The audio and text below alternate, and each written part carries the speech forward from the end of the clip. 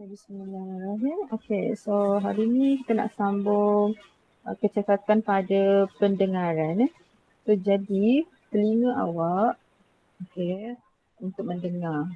Sebarang kerosakan pada struktur telinga, any struktur telinga, it can cause kecacatan pendengaran, masalah tak dengar. Ada member saya cikgu. Ada masalah jangkitan pada telinga, salur telinga menanah. So kat situ menyebabkan dia tak boleh dengar sebelah. Faham tak? So kena jaga. Kalau ada jangkitan mikroglisma, kulat, kadang-kadang awak korek telinga, awak korek dengan benda yang bukan sepatutnya. Betul tak? Yang benda tajam ke.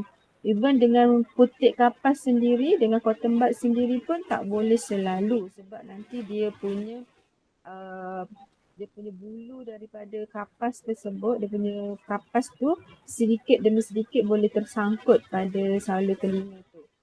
So nanti lama-lama dia akan menyebabkan tersumbat ke apa kan. So awak kena jaga. Okay.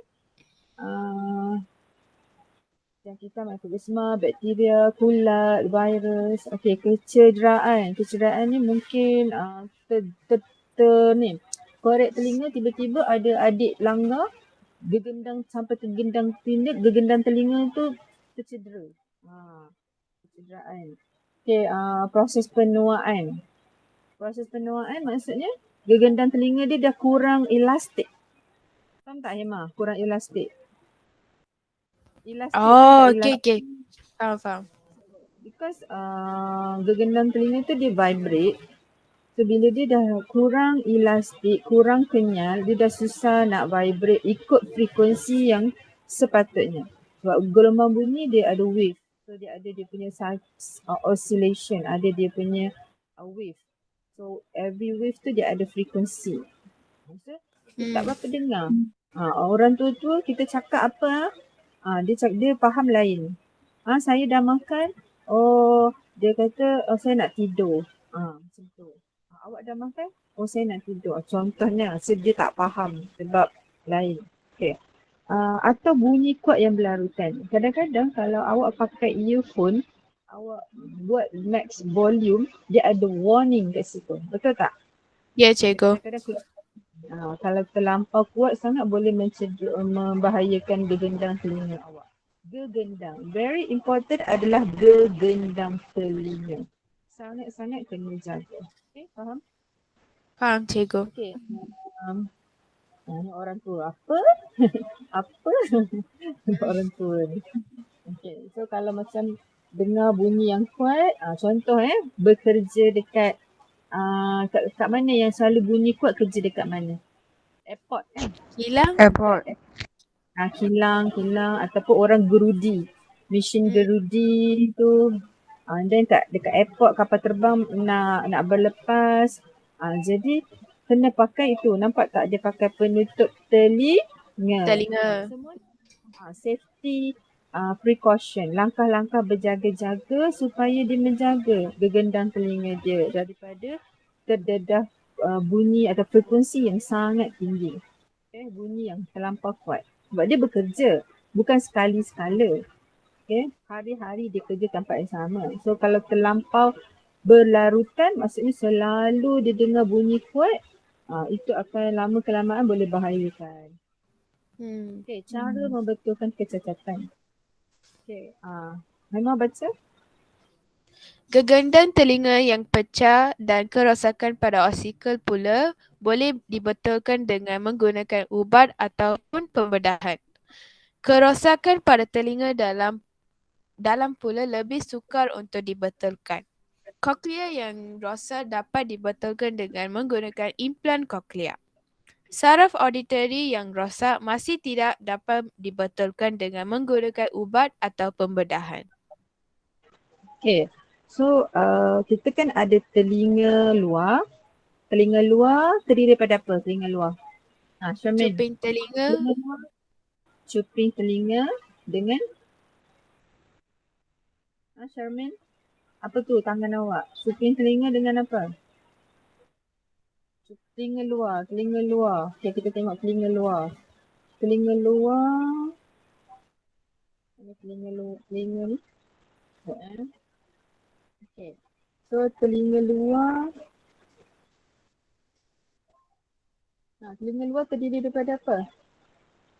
Cuping telinga dengan salur telinga. Saya cari lagi. Okay. So telinga luar ni sini. Okay. Dua je, cuping dengan salur.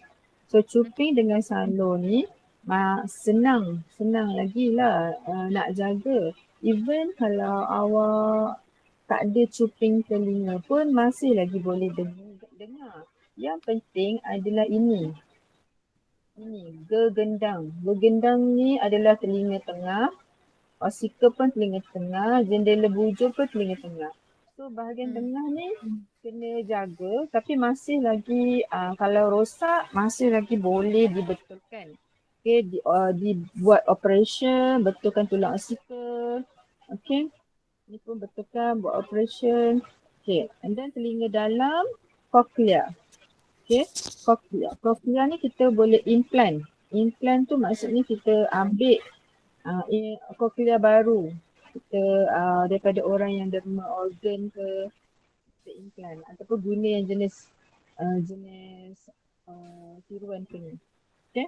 Tapi sampai sekarang kalau saraf auditori ni rosak, sampai sekarang masih belum boleh, tak ada ubat lagi.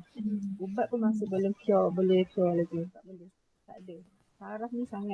Saraf ni memang susah. Saraf apa pun memang susah untuk nak dibaik pulih. Okey, so jagalah awak punya awak punya semua yang ada pada diri awak. Organ. Okay. Kita tengok balik ni.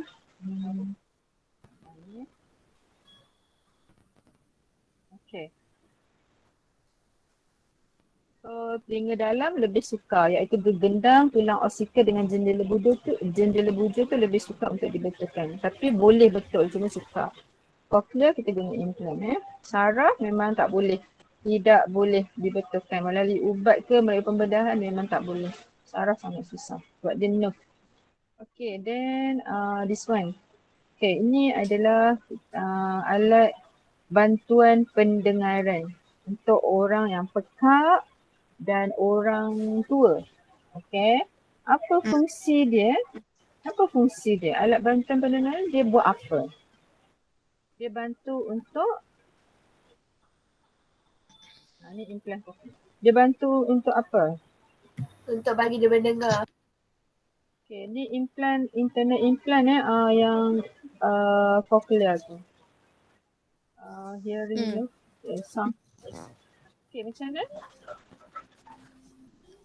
Dia buat apa? Dia kuatkan. Dia letak dekat cuping telinga. Maksudnya dia akan kumpul gelombang bunyi dan dia alat ini akan kuatkan frekuensi tersebut. Okay, kuatkan frekuensi gelombang bunyi tersebut. Kuatkan. Terus seterusnya kita masuk rangsangan dan gerak balas dalam tumbuhan. Awak ingat dalam manusia haiwan je yang ada rangsangan dan gerak balas. Tumbuhan pun ada rangsangan dan gerak balas. Rangsangan apa yang menyebabkan dia boleh terangsang. Kemudian apa gerak balas dia. Rangsangan. Ini siapa? Syarmin baca?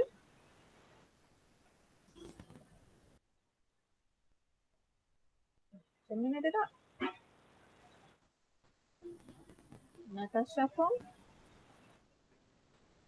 Natasha Fong baca?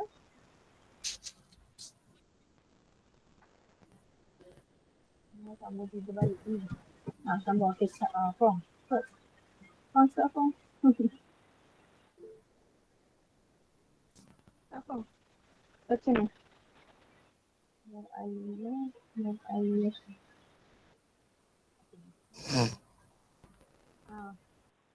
Apa tu? Alif Iskandar. Kita nak baca. Baca cepat. Saya baca Memang. cikgu. Tumbuhan juga boleh mengesan rangsangan dan bergerak balas terhadap rangsangan yang dikesan. Rangsangan yang dikesan oleh tumbuhan termasuklah cahaya, air, graviti dan sentuhan. Gerak balas So, tumbuhan boleh so ada berapa rangsangan yang boleh dikesan oleh tumbuhan? 4. Okey. 4. Cahaya, air, graviti, sentuhan. Okey, gerak balas kamu. Gerak balas tumbuhan boleh dibahagikan kepada 2 jenis, iaitu tropisme dan gerak balas nastik. So ini awak boleh buat peta pokok. Gerak balas tumbuhan bawah tu awak buat 2 jenis iaitu tropisma dengan gerak balas nastik. Nastik. Okay. Tropisma tu apa ciri dia? Awak tulis dekat bawah peta pokok tu. Okay. Apa ciri dia? Sambung. Tropisma tu apa?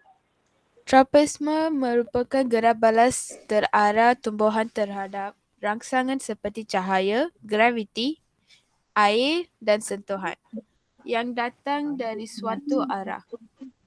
Okay. So dia Bahagian terarah. tertentu Okay. sambung Dia ke cikgu. terarah. Kejap dia terarah terhadap rangsangan. Rangsangan salah satu je lah. Salah satu cahaya ke, air ke, graviti ke, sentuhan. Bukan serentak. Okay. So maksudnya macam kita. Macam kita manusia kan. Mata. Okay, mata dia terangsang kepada rangsangan apa? Penglihatan, Apa yang menyebabkan mata dia terangsang ataupun dia boleh mengesan apa? Apa rangsangan? cahaya, mengesan cahaya. Yes, cahaya. Tumbuhan pun cahaya. Tapi tumbuhan tak ada mata. Faham tak? Jadi organ apa pada tumbuhan yang mengesan cahaya? Yang boleh mengesan Anak, dan boleh berjelas? pucuk, Anak pucuk. Yes. Kalau macam kita boleh dengar bunyi. Tumbuhan ada terangsang terhadap bunyi? tak ada. Manalah dia ada telinga kan. Okey. Okey, lagi apa lagi? Manusia terangsang dengan rasa dan bau, bahan kimia. Bau lah, bau. So, pokok ada terangsang dengan bau ataupun bahan kimia. Dia tak ada hidung kan? Tak ada. Okey. Okey, lagi apa lagi? Lagi kulit, sentuhan. Okey. Sentuhan kita ada kulit kita kan untuk terangsang dengan sentuhan. Betul? Betul. Pokok Ada. pun ada bahagian pokok yang tertentu sahaja, bukan semua pokok. Pokok yang jenis tertentu sahaja yang terangsang boleh mengesan rangsangan Sentuhan. tertentu. Boleh faham maksud cikgu? Boleh Ini cikgu. organ yang ada pada pokok ni contohnya organ ya struktur ya, kita tak panggil organ, kita panggil struktur daun, akar. Kalau manusia atau haiwan kita panggil organ lah. Okay. So faham dah? Boleh faham? Boleh cikgu.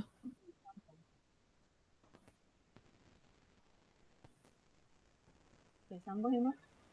Bahagian tertentu pada tumbuhan akan tumbuh ke arah atau menjauhi rangsangan yang dikesan. Bahagian tumbuhan yang Ataupun menjauhi rangsangan. Okay, bahagian. Tadi saya sebut struktur. Okay, sebenarnya bahagian. Bahagian tertentu contohnya daun, akar ke, okay, pucuk. ataupun pucuk. Pucuk daun ni ataupun pucuk akar. Okay, akan terangsang pergi ke arah dia, ke arah rangsangan, ke arah cahaya ke arah air ataupun menjauhi rangsangan yang dikesan. Okay, seterusnya. Bahagian tumbuhan yang tumbuh ke arah rangsangan dikenali sebagai tropisme. Tropisme positif. Manakala bahagian tumbuh yang tumbuh menjauhi rangsangan dikenali sebagai tropisme negatif. Kalau menjauhi negatif, kalau ke arah positif. Okay, seterusnya. Gerak balas terarah tumbuhan lazimnya berlaku dengan perlahan dan kurang ketara. Perlahan dan kurang ketara. Kalau untuk terarah, contohnya pucuk. Okey, pucuk tu dia bergerak tu awak tak nampak pun dia bergerak. Takkan dia tiba-tiba bergerak. Kalau ada cahaya dia bergerak ke kanan. Suddenly tak. Okey. Dia sangat slow motion. Akar pun sama. Tapi kalau sentuhan dia cepat. Contoh macam pokok apa ni? Pokok apa yang sentuhan? Daun semalu. Tahu daun semalu? Ya, cikgu daun semula. Okey. Okey, fototropisma. Kita ada yang pertama kita ada fototropisma. Okey, Hmm. sambung siapa nak baca? Sambung. Baca dulu Hima. Okey. Fototropisme ialah gerak balas tumbuhan terhadap cahaya. Pucuk tumbuhan menunjukkan fototropisme positif iaitu tumbuhan ke arah cahaya. Oleh sebab tumbuhan memerlukan cahaya untuk fotosintesis, maka fototropisme positif memastikan pucuk dan daun tumbuhan memperoleh cahaya matahari yang mencukupi untuk membuat makanan melalui fotosintesis. Ya, betul. Okay. So, yang pertama soalan tanya bahagian. Kalau soalan tanya bahagian mana pada tumbuhan yang mengalami atau menjalani atau menunjukkan fototropisma positif, so pucuk. Okay. Foto maksudnya cahaya, tropisma gerak balas ke arah. Ke arah mana? Foto ke arah cahaya. Faham tak? Cahaya. Faham, cikgu? Cahaya, tropisma gerak balas ke arah cahaya. Ke arah mana? Ke arah cahaya lah. Faham tak? Okey. Terusnya hydro. Yang kedua hydro. Sambung. Hydrotropisme ialah gerak balas tumbuhan terhadap air. Akar tumbuhan menunjukkan hydrotropisme positif iaitu tumbuhan ke arah sumber air. Hydrotropisme positif ini membolehkan akar tumbuhan mendapat air untuk menjalankan fotosintesis dan garam mineral terlarut untuk terus hidup. Okey. So dua benda untuk dapatkan so apa bahagian tumbuhan yang menunjukkan hydrotropisma positif? Akar. Akar. Okey, untuk dapat sumber air dan garam mineral Mineral. supaya boleh menjalankan fotosintesis. Sebab kenapa dia nak kena jalankan fotosintesis? Untuk hidup. Kenapa? Untuk dia hidup terlampau umum. Apa fungsi fotosintesis? Membekalkan Tumbuhan hijau. makanan. Tumbuhan hijau memerlukan makanan. Jadi dia perlu. Awak pernah nampak ke pokok pergi jalan ke kantin beli makanan ke terah? Tak, cikgu. Tak pernah kan? Jadi dia terpaksa buat makanan sendiri sebab dia merupakan pengeluar. Dia mengeluarkan makanan. So dia terpaksa membuat makanan sendiri. So, dia ada awak tak belajar lagi fotosintesis dah belajar ke belum? Dah, cikgu. Kalau rendah. Jadi fotosintesis maksudnya tumbuhan hijau menggunakan foto iaitu cahaya untuk sintesiskan, untuk sintesis maksudnya untuk mengenerate, untuk menghasilkan makanan. Okey, dia perlukan air, dia perlukan cahaya. Okey, seterusnya yang ketiga. Geotropisme. Geotropisme ialah gerak balas tumbuhan terhadap graviti. Akar tumbuhan menunjukkan geotropisme positif iaitu tumbuhan ke arah bawah mengikut arah graviti. Geotropisme positif ini membolehkan akar tumbuhan tumbuh jauh ke tanah untuk mencengkam lalu menstabilkan kedudukan tumbuhan ini pada tanah. Pucuk tumbuhan pula menunjukkan geotropisme negatif iaitu tumbuh ke arah menentang arah graviti. Geotropisme negatif ini membolehkan pucuk dan daun tumbuhan tumbuh tegak ke atas bagi mendapatkan cahaya matahari untuk proses fotosintesis. Okay, so ada dua bahagian akar tumbuhan geotropisma positif, pucuk geotropisma negatif. Hmm. So kalau hydrotropisma dia cari air saja, akar cari air saja. Tak kira lah air tu dekat mana pun, dekat kanan dia tu, kat kiri tu, kat atas tu, dia cuba cari air ke arah tersebut. Tapi oleh kerana untuk menstabilkan suatu pokok, dia perlukan cengkaman akar ni perlu lebih.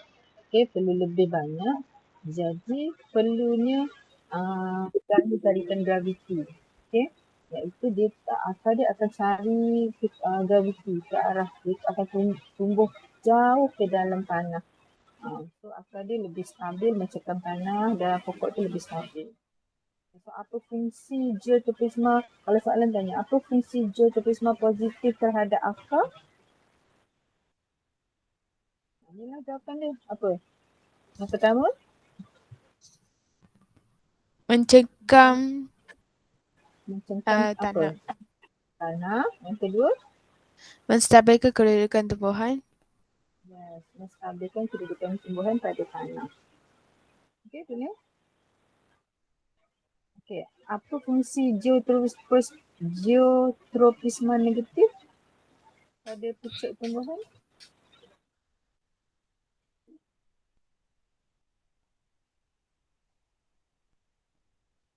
Yalah, supaya daun tu dia tumbuh tegak sebab Ya, graviti cikgu. sentiasa tarik ke bawah untuk positif, geotropisma positif.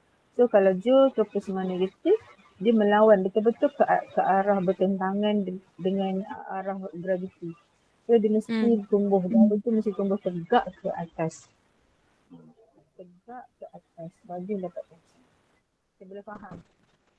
Boleh, cikgu. Okey, dan yang terakhir, yang keempat. Tigmotropisma. Hmm, Tigmotropisma ialah gerak balas terhadap sentuhan.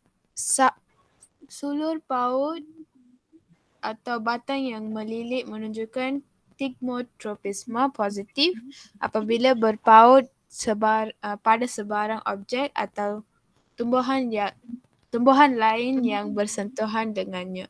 Gerak balas ini membolehkan tumbuhan tumbuh secara menegak untuk memperoleh cahaya matahari dan mencengkam objek untuk memperoleh sokongan. Akar menunjukkan tigmotropisma negatif apabila mengelak sebarang objek yang menghalang mencari sumber air. Okay. So dekat sini, sentuhan rangsangan yang terakhir sentuhan. Ada dua bahagian pada pokok ataupun tumbuhan yang menjalankan ataupun menunjukkan tigmotropisma positif. Apa dia? Sulur paut dan batang yang melilit. Sulur paut dan batang yang melilit. So ini sulur paut lah. Okay. Ataupun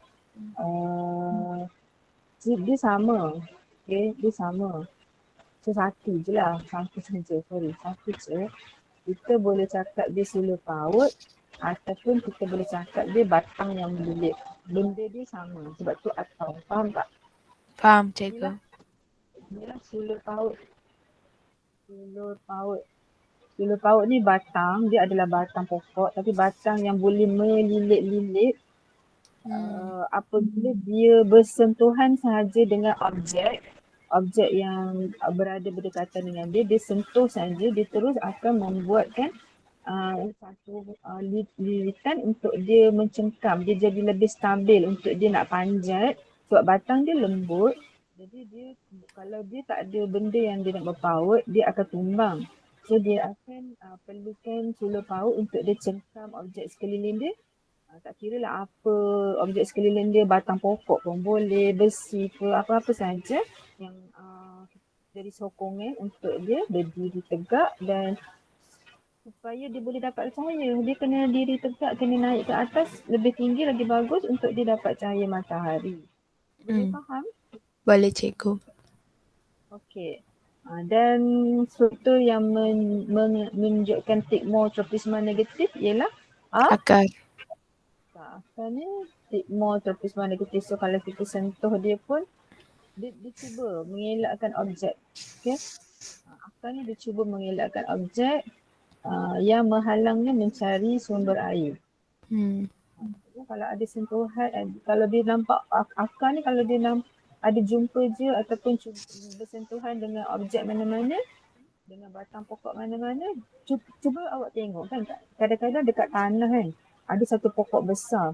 Lepas tu kadang-kadang di pokok akar tu dia lalu je dekat kayu ke dekat mana-mana atas tanah, tapi dia mengelak dia ke kanan lah ke kiri lah, betul tak? Dia mengelak objek. Contohnya kalau ada batu besar, dia cuba elak batu besar tu.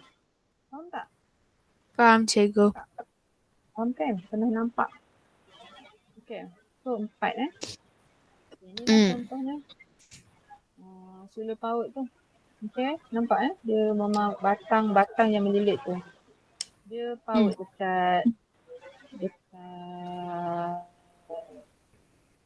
kayu. Kalau kita letak kayu, dia paut dekat kayu. Contoh macam pokok apa ni? Ni pokok apa? Timun. Timun. Memang kita kena letak sokongan supaya dia boleh berdiri tegak. Okay, pokok ni boleh berdiri tegak. Pokok bunga ni. Lepas tu kacang panjang. Jenis-jenis kekacang kebanyakan stigmotropisme. Okay, gerak balik nastik. Okay, sambung. Sambung. Hema. Cikgu Natasha nak baca cikgu. Natasha. Cikgu tak tengok dekat ni. Natasha pun. Okay, baca Natasha. Gerak balas nastik merupakan gerak balas terhadap rangsangan seperti sentuhan tetapi tidak bergantung pada arah rangsangan tersebut.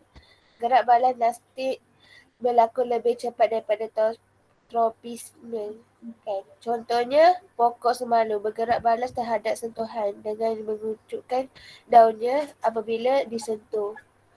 Gerak balas nastik ini bertindak sebagai pentahan pokok semalu daripada musuh dan angin yang kuat.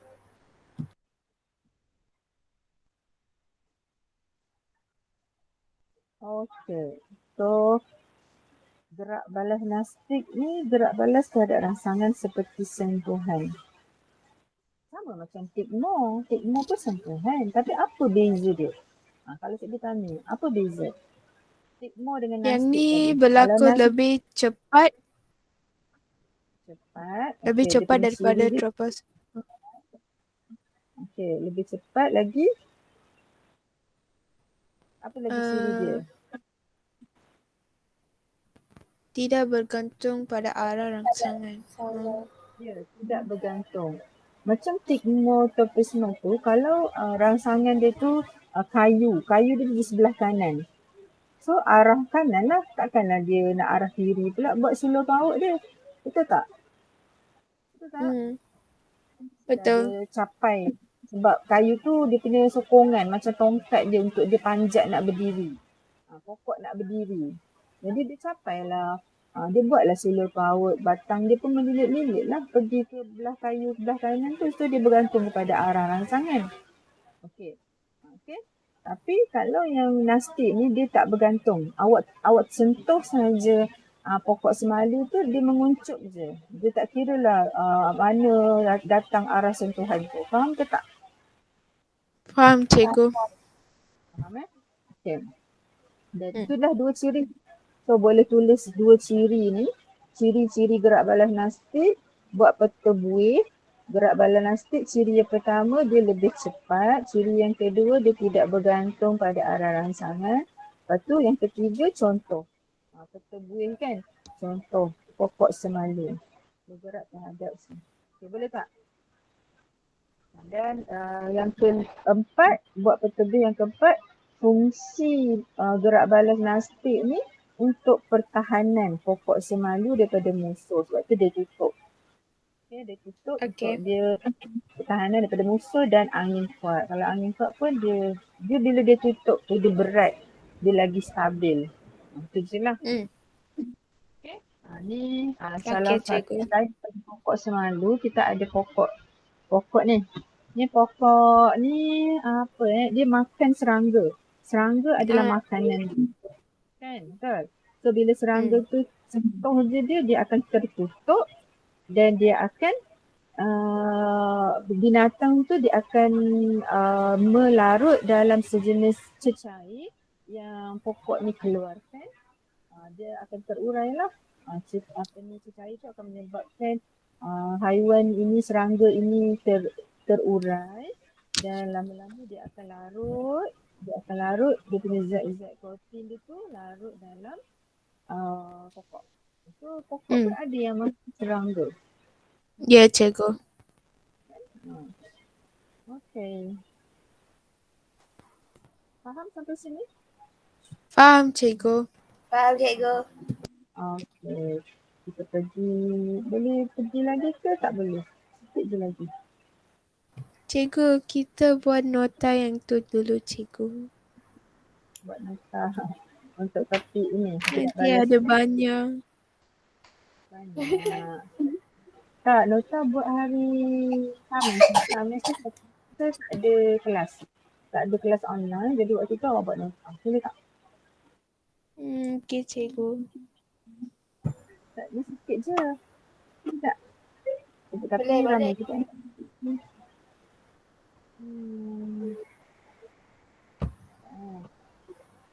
Bolehlah sampai situ saja. Okay, so kerja sekolah awak hari ni siapkan nota 1.3 je. Boleh? Boleh, cikgu. Okay, itu sahaja sama. Bye. Bye, cikgu. Terima kasih. Terima kasih, Cik. Sama.